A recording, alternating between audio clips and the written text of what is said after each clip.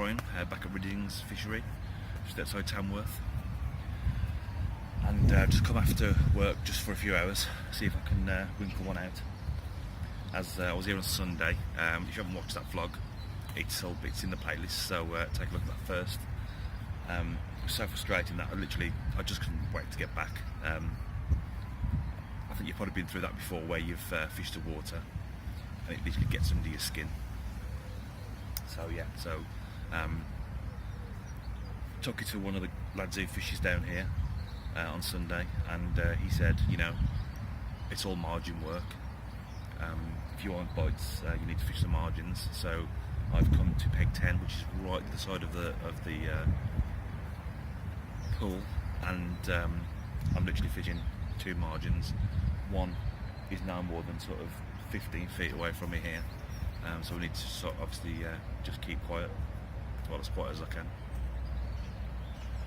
I've got that the one down here in the margin. I've got that on just quite a basic rig really. It's a KD rig with a bit of shot on the hair just to weight it down, and I've got 2 pieces of yellow fake corn, because apparently corn does quite well on here. So, and then the other one, which is on the far margin over here, I'll show you in a minute. That is on a stiff hinge.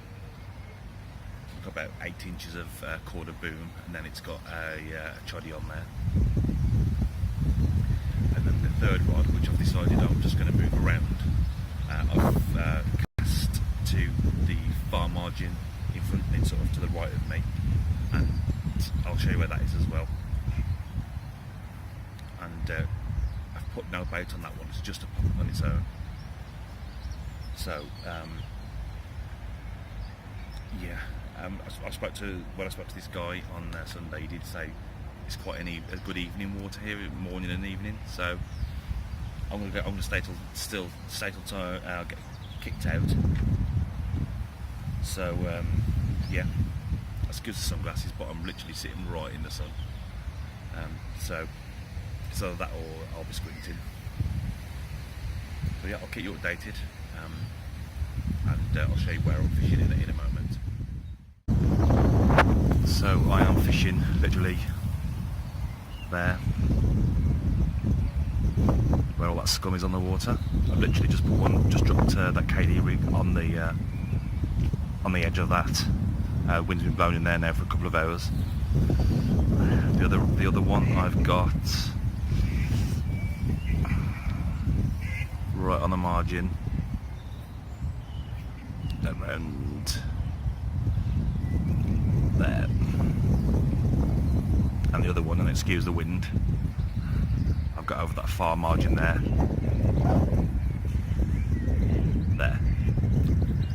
Right in line. Oh, in fact, if you can see those birds splashing over there, that's where it is.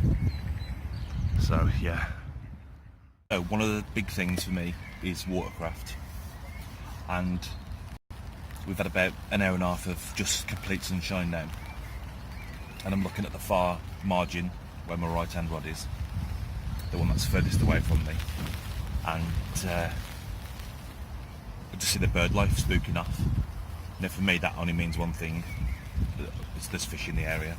So I've put my Polaroids on, I've gone for a walk round, and there must be 5-10 fish there, really close in. So I've shot back round, reeled in one of my rods, just cut the leader off, tied a hook on its own, and luckily enough I still got some bread rolls from Sunday that I used to have my breakfast with.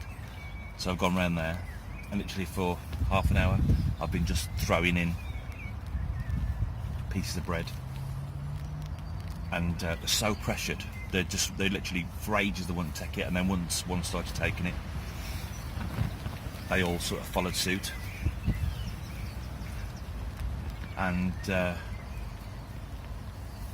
literally just flicked a piece of bread crust on a bare hook right on top of one of them, and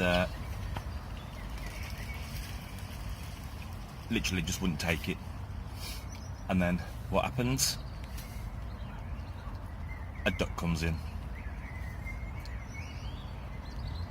Luckily I didn't hook it, but what it did do was move all the fish in the commotion when it got tangled up in my line. So,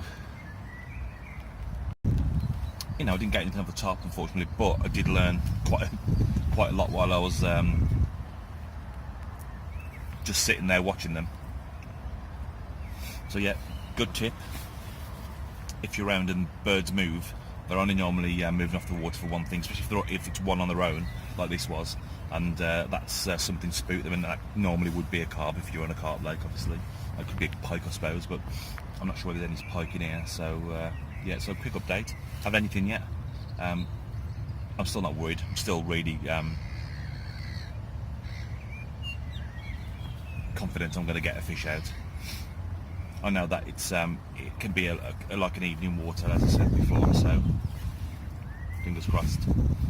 But until then, or until I catch a fish, I'll give you an update. I'll speak to you shortly.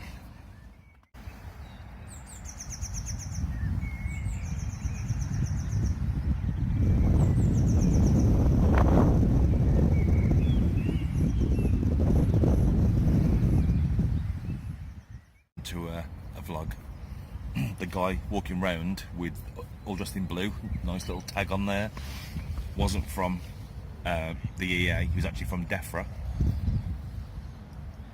They've had reports of fish in the margins acting suspiciously. If you look at my last video when I was here, there was actually one in the margins, sort of slightly unbalanced. We were like dropping food right in front of its mouth and it just wasn't interested. So it looks like, or they've come to have a look to make sure there's no KHV here. It's not that there is, it's just that they want to have a look round, just because somebody's reported the fish and that they've got like a grey slime on them. Now I did say to him that all the fish I've seen in here, especially the ones I've seen today, when I was feeding bread to them, they looked absolutely fine. And the fish I saw come out on Sunday, they were fine. There was no leeches on them or anything. They looked in good condition, so I'm guessing, you know, it's just precautionary. So I'm not sure whether I'm going to be able to keep fishing. He just asked me to just pull the rods in while they have a look around. He's taking some photos and a video. He just checked the water temperature right in where my rods are, and it was actually 17.2. And I had a quick chat with him about KHV and stuff, and he just said normally they wouldn't have it at this time of year. However, just because we've had that week of really high temperatures, the water has sort of warmed up very fast. There's no gradual steps to it. So yeah, so he's got to have a look at the other pools. Now this, where I'm fishing, is actually spring fed, so I'm on the bottom pool here. So he did say, you know, if there was anything untowards, he thought, you know, it would be concentrated here. So, and you know, when I got here, I dipped my net, which I always do. You know, biosecurity is really important. You know, it's people's livelihoods at the end of the day. So what he said was, there's absolutely no point. You've probably put more germs in the pool than there already are, because it's literally just rainwater. So that's you know, slightly. No. 1, 2, 3. Right, quick update. It's about 5 o'clock now, so I haven't had anything. I haven't seen anything at all in the area now for at least an hour. What I did was, in that time, I did bring all my rods in, and I just put some simple multi-rigs on them to see if I could, if that helped. I did have a few bleeps on the left-hand rod, the one that's right down here in the corner. But I was stood over there, you know, watching it for a good 10-15 minutes, and I couldn't see anything at all. So I'm just guessing. There's quite a lot of sort of scum and branches and everything there now, so I'm guessing it was just a bit of a liner. So what I'm going to do is, I'm just going to get everything packed up, and I'm going to try and fish off the barrow for the next hour and a half. I'm going to go right the way down to the other end of the lake now to peg 1, and there's some overhanging willows, so I'm going to try and just put a few baits underneath there, and see what happens. I also know in the peg next to me where I was fishing on Sunday, which was peg 6. So on peg 5, the 7 7.25 wraps takes you right into a little gap in between the sort of weeds or the reeds on the edge of the margin. So what I'm going to do is I might, if I can, pop a rod out there and then just pop a rod out in peg 1 as well, and sort of just sit in between them and see if we can see if that helps. At least if I blank, I go home and I know I've done everything I possibly can. And I mean, I'll still be slightly annoyed, and by slightly I mean a lot. But I think when you're fishing, there comes a time when you can go home and you can be annoyed. However, you know you've done everything you can to catch.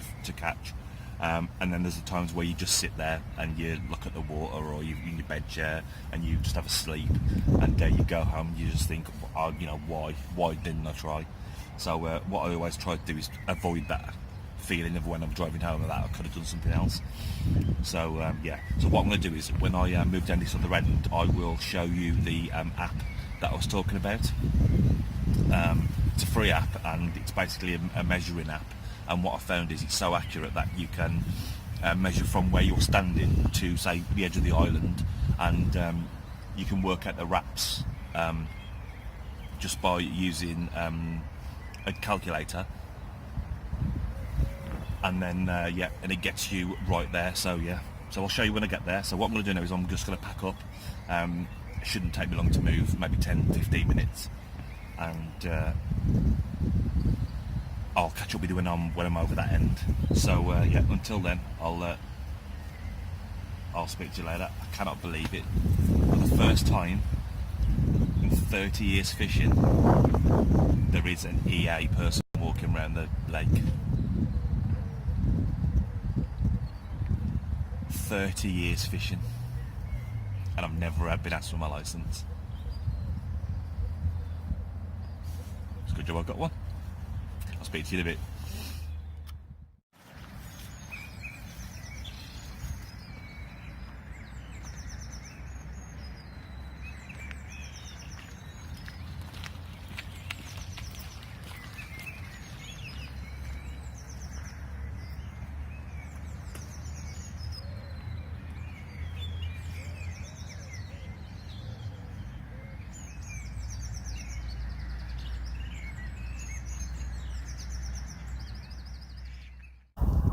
Okay, so what I'm going to look to do is, right opposite me there's a bay, so I'm going to work out how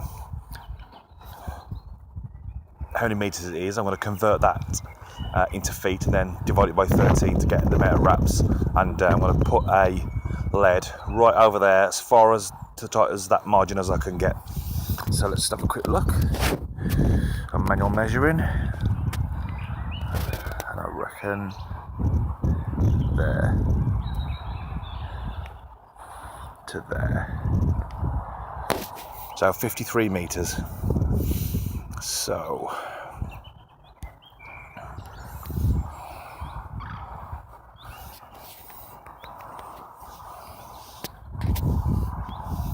so 53 173 foot. So we'll just go and find the calculator. 173 divided by 13, so 13.3 wraps. So let's go for 13 wraps. Right, I'm going to wrap it up and I'm going to cast over there. Okay, so what I've done, I've worked it out to 13 and about a third wrap. I've wrapped up the rod, and now I'm going to cast it out and see where it lands. Hopefully it won't land in the trees. I haven't had any problems with it before, not being accurate. So can I just turn this around? Can I turn it around? I can take photos apparently, but I can't turn it around. What happens if I do that? Okay. Well, it's going to be a bit windy. So I've marked up 13 wraps, and I'm going to cast over to there. Let's see if we can let's see if we can get it on camera.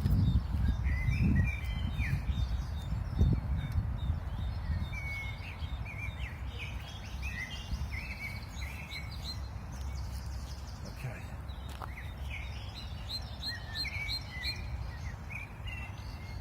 13 wraps. Here we go.